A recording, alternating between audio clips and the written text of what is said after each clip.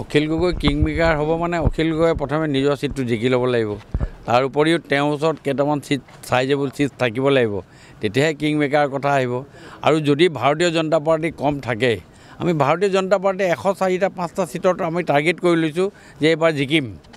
আৰু তেতিয়া কিংমেকাৰ কথাটো ক'ত আহিলে কিংমেকাৰ কথাটো যদি আমি সিট 40টা পাওঁ তেতিয়াহে কিংমেকাৰ কথাটো আহিব এইবিলাক চক চালেবেৰে কোবোৱা কথা আজি অখিল গগৈ নিজৰ জেগাত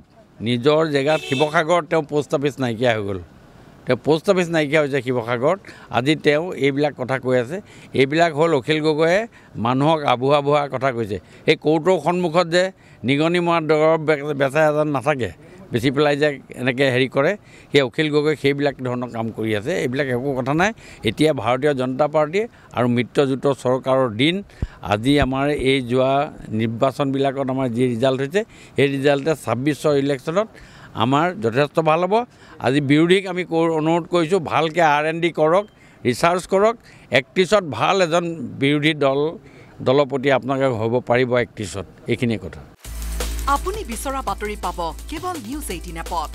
নিউজ 18 এপ ডাউনলোড কৰিবলৈ স্ক্যান কৰক এই QR কোড গুগল প্লে ষ্টৰতো পাব এই নিউজ 18 এপ